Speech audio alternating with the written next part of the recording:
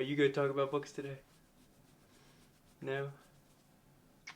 Hello friends, today I want to share with you 5 books I plan to reread in the future, and with each book I want to briefly introduce it, explain why I think it merits a reread, and kind of roughly describe my initial reading experience the first time around. So without further ado, let's get to it. The first book I'm eager to reread is The Pale King by David Foster Wallace. And this was actually my introduction to Wallace himself. It wasn't Infinite Jest, it wasn't any of his essays or short stories. It was The Pale King, which is a very weird place to begin with Wallace, considering the fact that it was his last work, it was published posthumously, and it's unfinished. A lot of the work that was compiled and put together into The Pale King by his editor and friend, Michael Peace, was a conglomeration of notebooks, journals, notes, completed sections, but also very incomplete and kind of embryonic ideas, I think, within this work. And you notice that. When you read it, you notice there's certain characters and sections that are very, fully fleshed out. And then there's other sections that are not quite there. And I'm sure it was very difficult for his editor to try and, guess what parts to include, how to chronologically piece it together, because if you've read Infinite Jest, you know how confusing that book can be chronologically and figuring out the timeline and how these characters map onto each other and all connect. And The Pale King is very much that way. So my first reading experience, I felt lost. I really enjoyed it. And specifically, and this is probably my favorite feature of Wallace, is his writing style, his prose, his humor, his kind of sometimes annoying but witty type of voice and narrative tone to his writing. And that's what drew me into reading this. And funny enough, I was actually traveling to Chicago when I began this book. And I think it's the second chapter.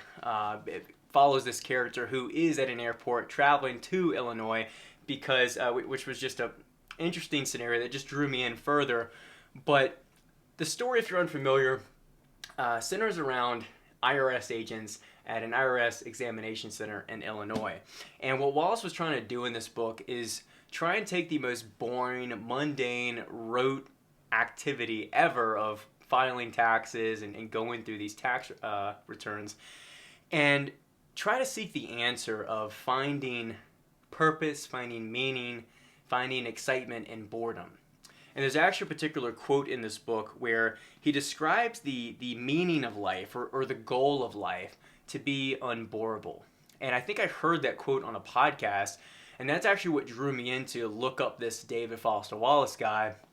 Little did I know he'd be one of my favorite writers.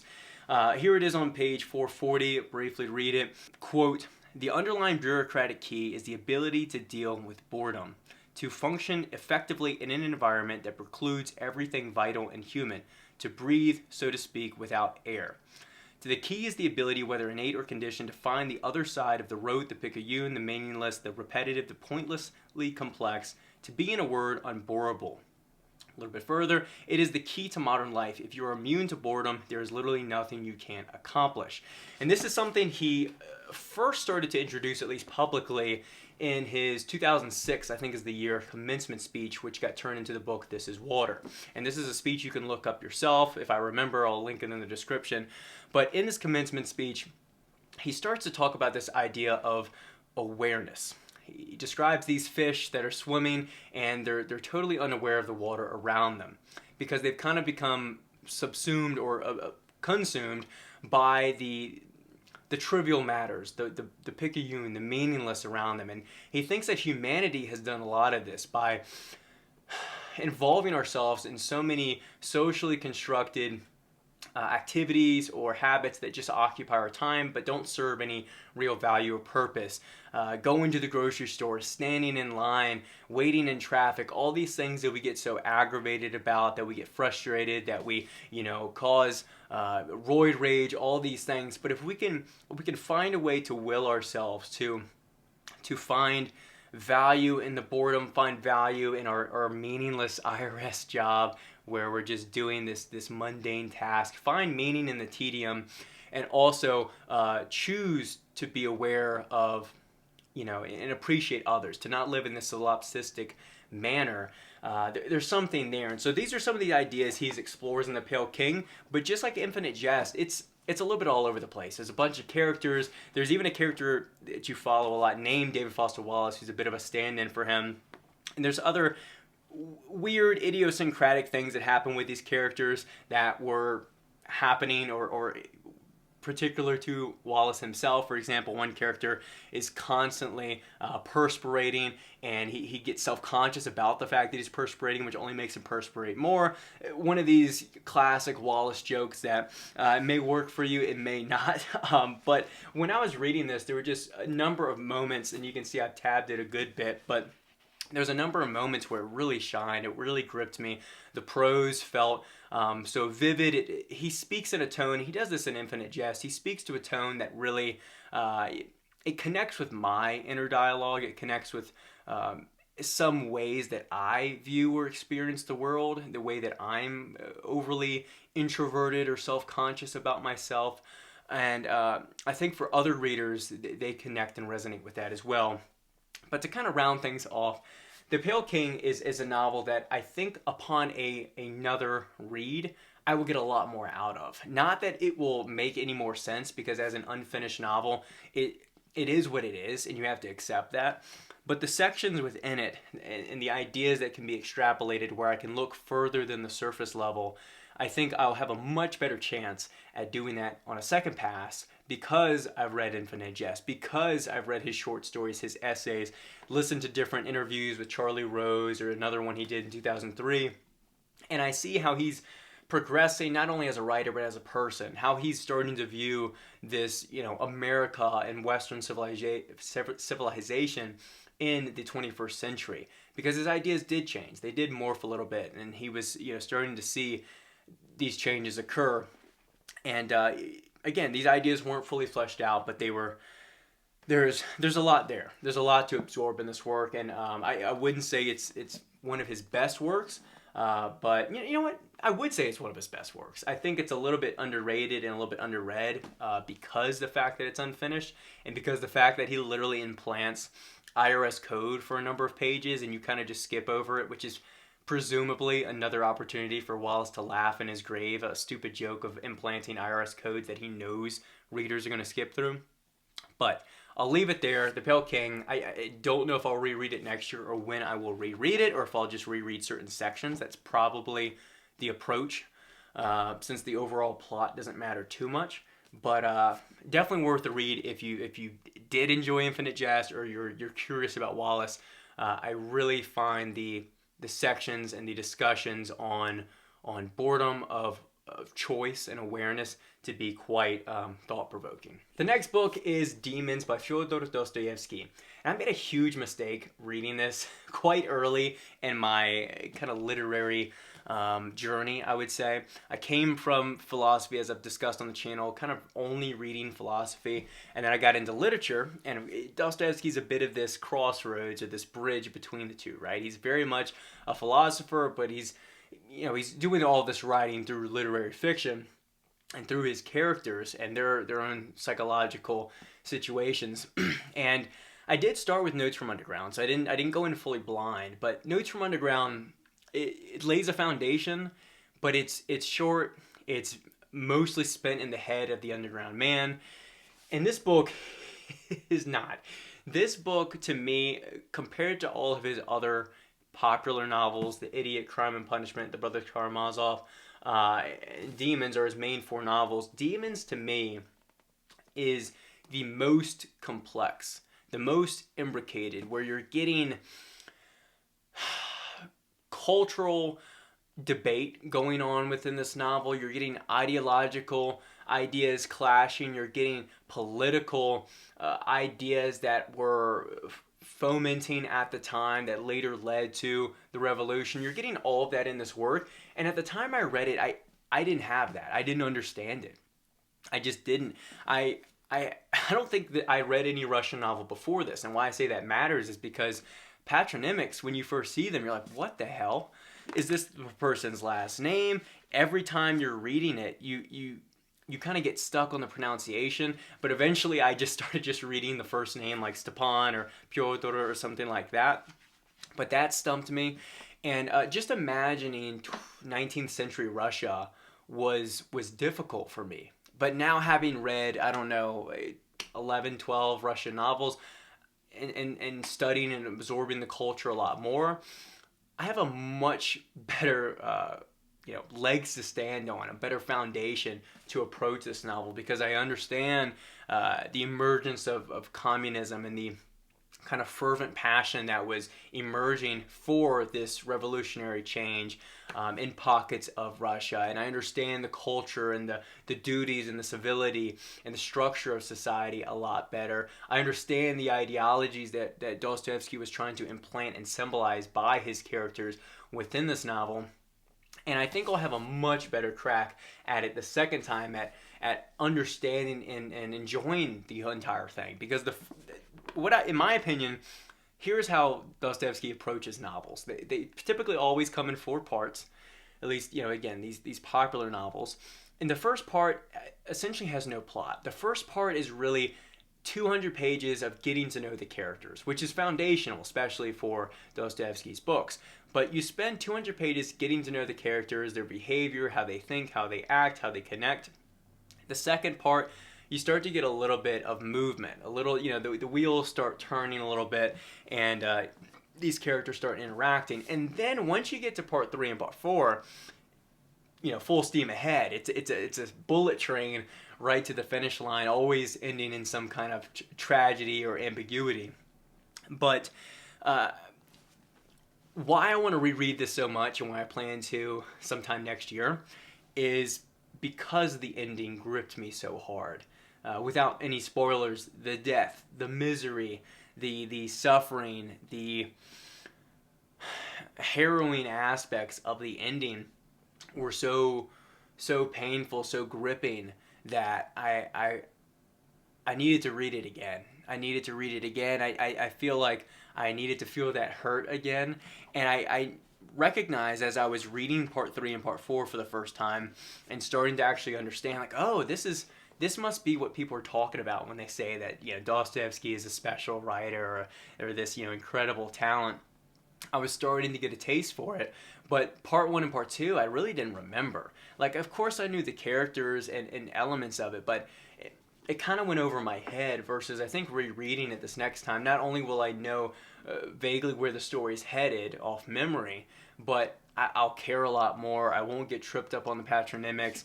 I'll probably concern myself more with some of the locations and settings, because I've studied the language and spoken to natives and looked up their cities a lot more, and I have a bit better feel and appreciation for Russian culture and history. So that, paired with studying, again, the political conflict of the time, reading other novels, I think the second experience will be a phenomenal one. And I have a feeling that upon a reread, this might become my favorite Dostoevsky novel. I think it's that special, because all of his books have very distinct, memorable, and unforgettable characters. But I think the characters in this are just so palpable. So palpable, they almost come off the page, I'd say. So I look forward to rereading this. Now, the third book I plan to reread is Blood Meridian by Cormac McCarthy. And this is a book that has a lot of hype, a lot of praise, and perhaps that's why I felt a bit jaded after reading it. I felt a little bit underwhelmed, a little bit disappointed, a little bit uninterested in Cormac McCarthy's work after it, just because upon the first reading, hold any criticism if you're a McCarthy fan, upon the first reading, I found it to be monotonous, I found it to be boring, I felt like it was just murder, rape, scalp, repeat. It felt like it was gore for gore's sake. The characters were kind of interesting, but I was getting lost. I wasn't seeing the significance of pages like 80 through probably 200. I just felt it was just dry. I wasn't caring about the characters, which I think is important. Like, the author's supposed to make you care about the characters or care what's happening. It wasn't happening for me. At the same time, though, there were moments where I really did enjoy the writing. The dialogue felt very real. It felt heavy. I was getting a vivacious picture in my mind. The pyrotechnics of the earlier scene with the preacher in the tent and the judge emerging, and he's this larger-than-life figure. And there was something, again, special about the judge, something intimidating, something, again, ominous about him. And as I started to read, there's only one section I tabbed, which maybe describes I didn't read it close enough / didn't enjoy it enough. But the quote that stuck with me, is the judge with his ledger. And he says, quote, "Whatever exists," he said, "whatever in creation exists without my knowledge exists without my consent." That paired with the final scene of the judge and the kid kind of having this chase or standoff, and of course the like harsh, vicious ending, it told me that there's something I'm missing. It convinced me, give this another crack, especially since it's not that long. Give it another try. Sometimes people love books for reasons that aren't always justifiable, but there's people that I find very reliable that love this book, and again, there's elements of it that did tell me there's something more there. And I listened to a podcast as well a few months ago that was talking about the Gnosticism and spiritual component to the book, specifically like with the judge and how he's kind of this incarnation of evil and sickness and kind of the worst shades of humanity. I think there's more here. I'm confident there's more here, and for that reason, I'm going to give Old Cormac another go. When, I don't know, and maybe it's better to start with another book and then come back to this, but I'll give it another crack. The fourth book I plan to reread in the future is In Quiet Flows the Dawn by Mikhail Sholokhov. This book I've praised and praised on the channel, and for good reason. It is a book that the more I just look at it, the more I just want to open it. The more I want to reread these sections, relive these moments, share a beer, even though I've never drank it in my life, but share a beer with these characters and just feel that reading experience again. So unlike the other books where I feel like there's something I'm missing, there's something I need to go back and get, I left something back there. This book, I think I got everything, but I think there's even more I can get. Like I squeezed out the lemon, and I got what I needed out of it, but there's a little bit more, or I just want to go squeeze the lemon again. Maybe is the analogy there, but such a special Russian epic, overlapping, just like Demons, overlapping cultural conflicts, revolution, war, very specific or particular elements of Cossack culture, this nomadic Slavic people that lived more than just along the Don River, but that's, you follow the Don Cossacks here. But to me, one element that I found really fascinating, besides the vivid, perhaps strident is the best word, harsh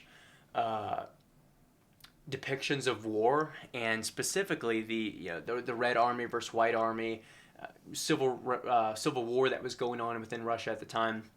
I know that's gonna just tear my heart out even more once I read something like The House of Government and get a better idea of what it was like for brothers and family and Russians turning upon each other in this battle for power, in this vacuum that was created.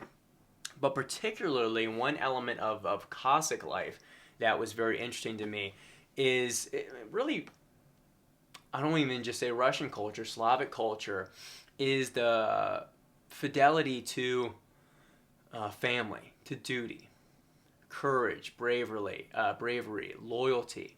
And that was something I think you witness a lot as you're reading it with the numerous affairs and relationships within the novel, and shame from father to son, and neighbors and village. There's just so much there. There's so much emotion that pours out of this, so much that jumps off the page at you, and you find yourself more involved, I feel like, or more attached than you'd imagine. But just a book, again, the more I look at it, the more I want to read it. So I need to put it down before I start to dig into it. But that's number 4. When I'll reread it, I don't know. I wish I could read it in the Russian. But if I'm completely honest with you all, it'll take me at least 3 years to read a basic Russian novel, and probably 5 or longer years to comfortably read a novel like this in the native tongue. But I will. With persistence, and anything is possible. So we're gonna reread it though in the English sooner rather than later. And the last work I plan to reread, a bit of philosophy for you all, is The Myth of Sisyphus by Albert Camus. This is a book I recommend a lot on the channel. I've recommended it to friends because I think it's an approachable work. It's not too long. It's like 170 pages. It's definitely got some technical language, and it has a number of references that if you haven't read any Nietzsche, if you haven't read Sartre, if you don't have some background knowledge, you will get stuck. And there's sections on this that are a little bit puzzling as well. However, I still think it's a profound book for answering the question of, maybe not answering, but entertaining the question of suicide and anxiety, and starting to think about meaning in life, and this idea of using the story of Sisyphus pushing up this boulder infinitely for eternity, how that can kind of describe how we're supposed to live here on this earth. How are we supposed to, absent of a God, if you're not to believe in a God or any kind of divine purpose, how are we supposed to kind of exist in this world and find any kind of comfort or solace in the fact that there is no universal or definite purpose that we're here? How are we to create our own meaning? How are we to coexist with the absurdity that Albert Camus describes? And his answer is to imagine Sisyphus happy, to live like Sisyphus, to find pleasure and drive and meaning in our own pursuits and our own striving. And I think rereading it a second time, knowing, understanding Nietzsche and philosophy better, and his will to power and his idea of striving, understanding where Nietzsche got some of those ideas with Schopenhauer's insatiable will. Also, the different works that Camus brings up in here with The Castle, which I've now obviously read, with Kafka, and he mentions Dostoevsky as well, I believe, in here.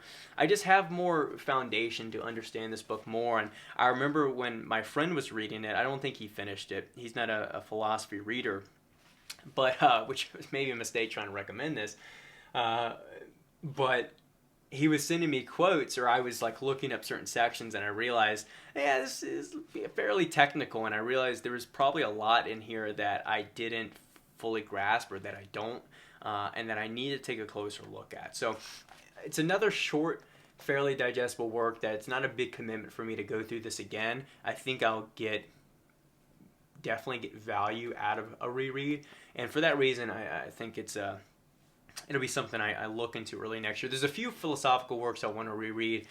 The Republic, because I read that back in 2020. I really wasn't reading consistently, so I don't think I really grasped Plato's Republic that well. Spinoza's Ethics is calling my name as well, and Descartes, his Discourse on Method and First Meditations, also a very short work, so that wouldn't take too much commitment. But with all that said, making this video, more suggestions that I need to, but The Myth of Sisyphus there.